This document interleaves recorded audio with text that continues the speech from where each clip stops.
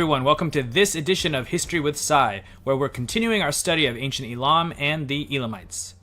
In part 1, we got to know a bit more about who the Elamites were, as well as explore some of their earliest contacts with Mesopotamia. In this program, we're going to take it a step further, as we explore conflicts between the world's first empires and various Elamite kingdoms. So, let's begin. Around the year 2300 BCE, one of the greatest figures in history was creating and consolidating an empire that up until then was the largest the world had ever seen. After his death in 2279 BCE, he would live on in the memories of the people as the ideal ruler, and one with a sort of godlike status. I'm talking, of course, about Sargon the Great, who founded what we call the Akkadian Empire. There are inscriptions from his time telling about his exploits in Elam, but for more concrete information, we have to go to his descendants. Texts indicate that between the years 2278 to 2270, Sargon's son and successor, Rimush, conducted a major campaign against a coalition of Elam, the kingdom of Marhashi, and another state called Zahara. He actually goes into quite some detail, telling how his forces killed 16,212 Elamite troops and took another 4,216 captive, including an Elamite king named Imasini. Elam seems to have remained under Akkadian control for several more decades, including during the reign of Rimush's successor, Manishtushu. However, dating to the reign of Sargon's grandson, the great Naram-Sin, we have an object of real significance. It's an old Elamite inscription found in Susa at a temple dedicated to the Elamite god Inshushinak. It's not exactly a treaty, as some scholars say, but more like a document outlining vassalage between a certain Elamite king and Naram-Sin. Since we know the approximate date of Naram-Sin's reign, this would place the treaty to somewhere around 2250 BCE. Though not actually named, the Elamite king is believed to have been Hita of Awan, a name that also appears in an old Babylonian king list of Awan and Shimashki. Shimashki is a place that we'll talk about very soon. Anyway, the document seems to impose upon Hita the obligations of a typical vassal, tribute, and compulsory military service. While it doesn't say much about Elamite civilization, it does illustrate an important interaction between Elam and ancient Mesopotamia. In terms of Elamite territory, Naram-Sin claims to have ruled over most of that as well, from Susa all the way to the kingdom of Marhashi. Of course, these claims are hard to believe, let alone verify. Just the span of the territory was humongous. Now you might be wondering, how could the Akkadians possibly control such a vast territory? Well, one way was through dynastic marriages. There are records of one of Naram-Sin's sons marrying a princess from distant Marhashi. If this indeed did happen, then it's very possible that other marriages between members of the Akkadian dynasty and Elamite royals could have also taken place. As the Akkadian Empire began to decline, the various cities and kingdoms of Elam became independent. What's interesting is that many of the rulers of these Elamite cities appeared to have been initially Akkadian governors, as can be determined by many of their names. It was also during this time that one of the most extraordinary Elamite rulers came onto the scene. His name was Puzur-Inshushinak. A native of Elam, he began as the ruler of Susa. We don't have exact dates, but it was probably around 2100 BCE when Puzur-Inshushinak launched a military campaign in the Zagros Mountains. It's said that he captured something like 80 cities and towns, including lands called Kimash and Hurti. He also ventured into northern Mesopotamia and took over some cities there. In the end, if his inscriptions are to be believed, he took over pretty much what is today most of western Iran and northeastern Iraq. Some would say that he established Iran's first known empire. Unfortunately for him, this empire was very short-lived. Though the city-states of Sumer and Akkad were fragmented, they allied together to face their common Elamite enemy. We know that the city-states of Uruk and Lagash were part of this coalition.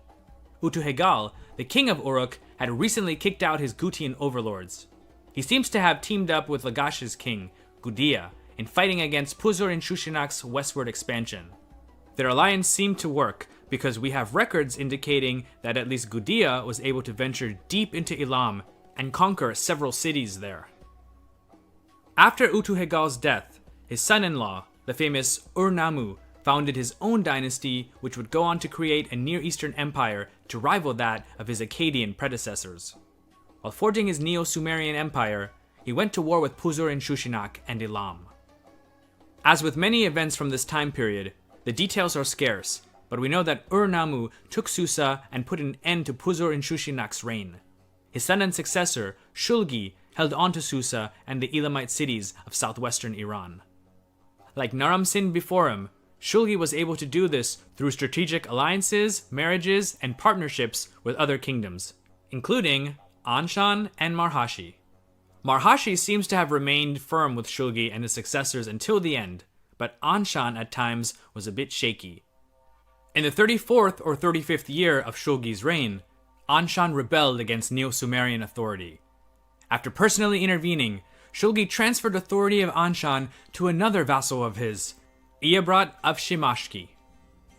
To help ensure that Iabrat would remain loyal, Shulgi may have even wed one of his daughters to him.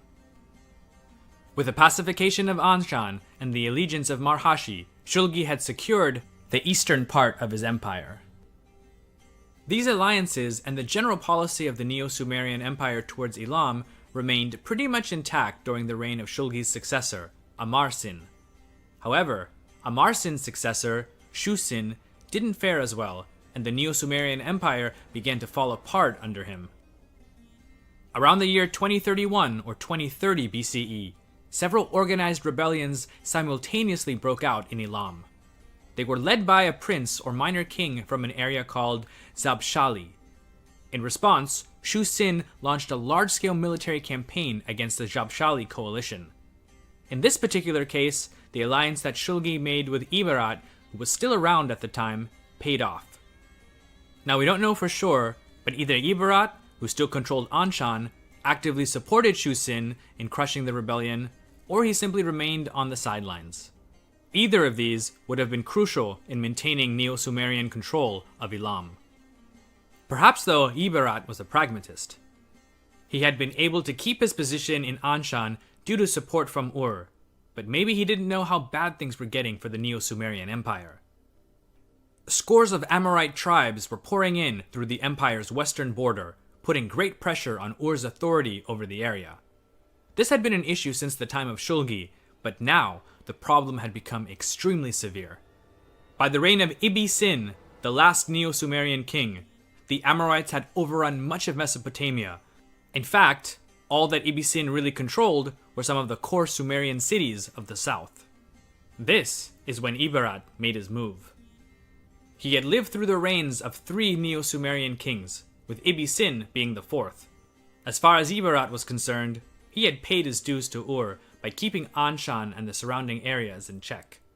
With Ibi-Sin's authority rapidly eroding, Ibarat invaded the Elamite lowlands and occupied Susa, putting an end to Neo-Sumerian control of the area once and for all. Shortly after annexing Susa, Ibarat died, and his son, Kindatu, took over. Kindatu was lucky. He had inherited a new, almost completely unified Elamite state with its 2 main cities, Anshan and Susa, under his control. Did he stop there? Of course not. Why would he? Ibi-Sin's empire was collapsing like a house of cards, and with pretty much all of Elam under his control, Kindatu had the resources to take out whatever was left of Ibi-Sin's empire. However, it didn't seem that Kindatu was in any rush, as nearly 20 years passed on, with Ibi-Sin still sitting on the throne of Ur. In reality, though, his Neo-Sumerian empire was pretty much non-existent. Near the end of his reign, all that Ibi-Sin really ruled over was the city of Ur and perhaps a few nearby towns. As for the rest of his empire, it had essentially been broken up into little fiefdoms that were now controlled by his former governors or Amorite warlords. Finally, in 2004 BCE, Kindatu made his move and sacked Ur. He captured Ibi-Sin and took him back to Susa as a trophy. Whether he was later killed or simply made a prisoner isn't known. What we do know is that the Neo-Sumerian Empire was no more, Kindatu ruled over a unified Elam, and, for the most part, Mesopotamia was fragmented into little petty kingdoms and warring states. So here would be a good place to mention a few things about the Shimashki line of kings. According to the Susa king list, there were 12 of them, with Kindatu being the 6th. The dynasty's founder is believed to have been named Kirname. For the most part, they were minor rulers of the area called Shimashki until Shulgi promoted Yibarat as the overlord of Anshan. After Kindatu's capture of Susa and the extermination of the Neo-Sumerian Empire, the Shimashki kings adopted the title King of Shimashki and Elam. From then onward, Elam would be mostly united, not necessarily as a single political entity, but more as a federation of smaller kingdoms and princely states. Around 1900 BCE, the Shimashki dynasty eventually gives way to one called Sukalma. The word Sukalma, which means something like regent, actually seems to be of Sumerian origin, and was the title given by Neo-Sumerian kings to their representatives in various provinces. This applied to their conquered Elamite territories as well. Now, as a dynasty, the Sukalmas can be a bit confusing, because they didn't operate like your traditional dynasty, and it's for this reason that many simply call this era of Elamite history the Sukalma period. The Sukalma dynasty was actually started by the 9th Shimashki king, Iberat II. This is what makes the Sukalma dynasty unique. According to Elamite scholar George Cameron, power was actually held by a triumvirate of individuals. There was one senior ruler who was the Sukalma, or Grand Regent. Then, there was a co-regent of slightly lesser stature who was usually one of the Sukalma's brothers or an extremely close male relative. He was called the Sukal of Elam and Shimashki. Both of these individuals were believed to have resided in Anshan. Finally, there was the junior co-regent, the Sukal of Susa, who could either be the Sukalma's son or even his sister's son. As the name suggests, he resided in Susa. The reason for the establishment of the Sukalma system may have been due to the attacks of the powerful king of Larsa, Gungunum, who for many years consistently attacked and captured Elamite cities, including Susa. When the Sukalma died, the throne passed on to the Sukal of Elam and Shimashki, the next in line after this being the Sukal of Susa. It's important to remember, though, that while they may have been unchallenged in their respective cities of residence, they overall presided over a confederacy of Elamite kingdoms and states. Still, the Sukalmas and the Sukals were extremely influential in both Elamite politics as well as those of Mesopotamia. At times, they would ally with certain states of Babylonia against others, as was the case during Hammurabi's time when they formed an alliance with Babylon and Mari against Eshnunna. At other times, the Sukalmas and Sukals would arbitrate disputes between various Babylonian kingdoms.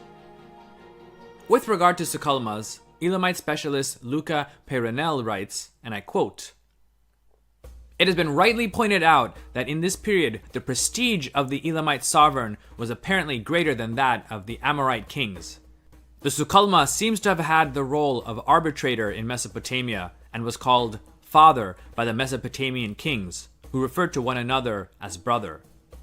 The motive for this presumed superiority may have been the tradition connected with the destruction of Ur, which grew markedly during the Old Babylonian period, together with the perception of Elam as a kingdom covering a huge area, without rivals, in Mesopotamia, and only vaguely defined, in which rich resources of precious materials and metals were present." So that quote, in a sense, outlines both the respect, reverence, and also fear that many of the kings of Mesopotamia had for the Sukalmas of Elam.